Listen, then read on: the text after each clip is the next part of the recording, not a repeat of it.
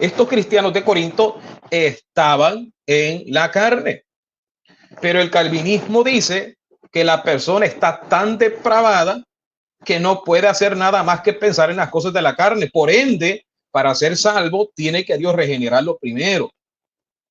Y Dios no regenera a todos, dicen ellos. Por ende, Dios no quiere salvar a todos. Pero entonces, ¿qué hacemos con los cristianos de Corinto? Los cristianos de Corinto estaban en la carne. Eso es lo que dice Pablo. Ellos estaban en la carne y eran cristianos. Y Pablo los consideraba creyentes, gente de fe, pero estaban pensando en las cosas de la carne. ¿Acaso van a decir que estos cristianos de Corinto aún estaban en depravación total? Que no podían dejar, no podían ellos dejar de pensar en la carne, porque están tan depravados que el que está tan depravado solo en las cosas de la carne piensa y no puede él reaccionar al llamado de Dios. Entonces Pablo estaría perdiendo el tiempo escribiéndoles una carta sobre este asunto a gente que no van a reaccionar hasta que Dios los regenere. Y estamos hablando de cristianos, eran cristianos, los de Corinto eran cristianos. Ahora, Pablo hace una declaración general al decir que los que son de la carne piensen las cosas de la carne y los que son del espíritu, las cosas del espíritu. Verso 5 otra vez. Porque los que son de la carne piensen las cosas de la carne, pero los que son del espíritu en las cosas del espíritu. Esta es una declaración en sentido general, porque ya vimos que no era el caso con los de Corinto. Ellos habían caído en mentes carnales, lo cual Pablo reprendió y exhortó. Pero en cuanto al salvo o no salvo, los salvos se ocupan por las cosas del espíritu y los no salvos por las cosas de la carne, como dice el verso siguiente, verso 6. Porque el ocuparse de la carne es muerte, pero el ocuparse del espíritu es vida y paz. El creyente se ocupa de las cosas del espíritu, que es vida y paz. El incrédulo, el que rechaza creer, se ocupa de la carne, que es muerte. Pregunto, ¿será que esto quiere decir que un incrédulo no puede llegar a creer porque está totalmente depravado?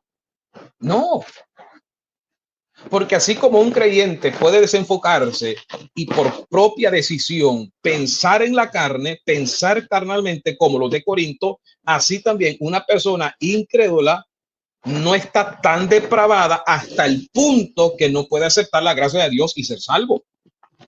Yo no estoy diciendo que el hombre no es malo, el hombre es malo y está depravado, pero no en el sentido que lo dice el calvinismo, de que está tan totalmente depravado que no puede responder al llamado del evangelio.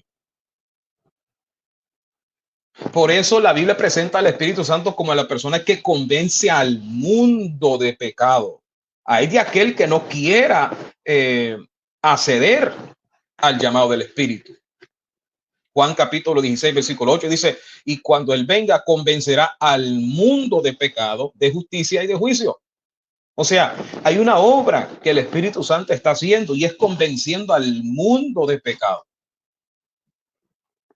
Hay de la persona que rechaza esta obra, que rechaza este convencimiento. Por eso en el libro de Romanos, en esta misma carta de los Romanos, capítulo 2, versículo 14, habla de las leyes escritas en los corazones de la gente. Porque cuando los gentiles que no tienen la ley, dice Pablo, hacen por naturaleza lo que es de la ley, estos, aunque no tengan ley, son ley para sí mismos, mostrando la obra de la ley escrita en sus corazones, dando testimonio a su conciencia y acusándoles o defendiéndoles sus razonamientos. Hay una ley que Dios mismo ha escrito en cada persona. Aparte de que la naturaleza obviamente misma testifica que Dios existe. Es decir, que al final nadie tiene excusa.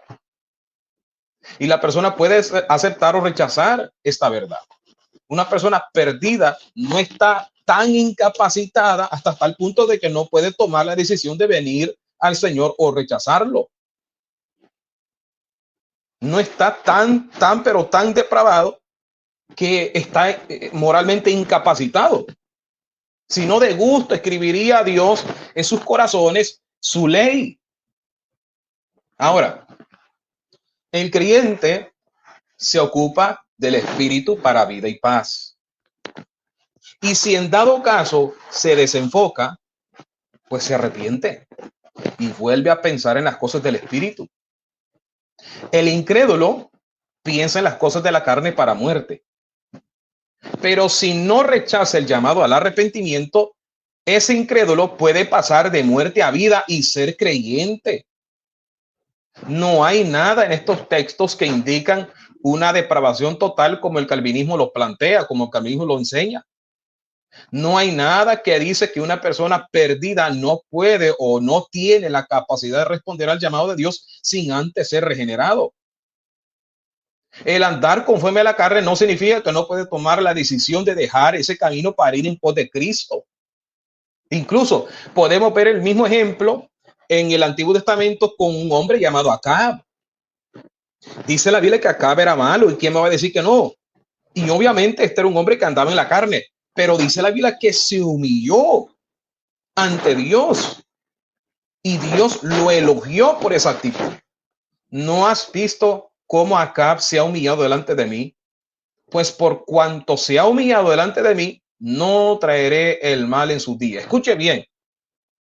Dios le dice al profeta, ¿no has visto cómo se humilló Acab? Pues por cuanto se ha humillado, es decir, la razón por la cual tendré misericordia de él es porque se humilló. Y eso que Acab era un hombre malvado.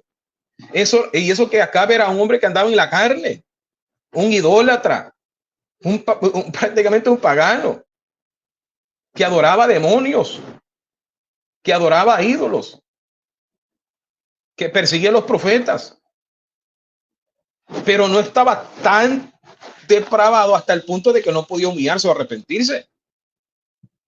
Si Acab, siendo un hombre malo, malísimo, pudo humillarse delante de Dios y Dios lo elogió por esa humildad.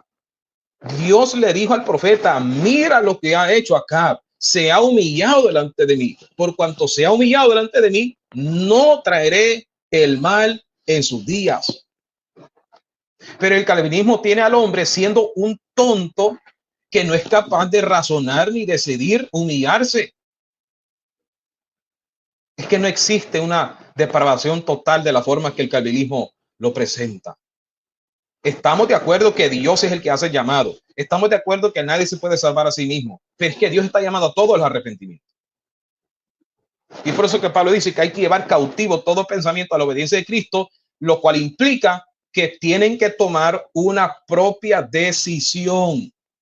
Usted decide llevar sus pensamientos a la obediencia de Cristo o no. Si usted lo rechaza, ay de usted.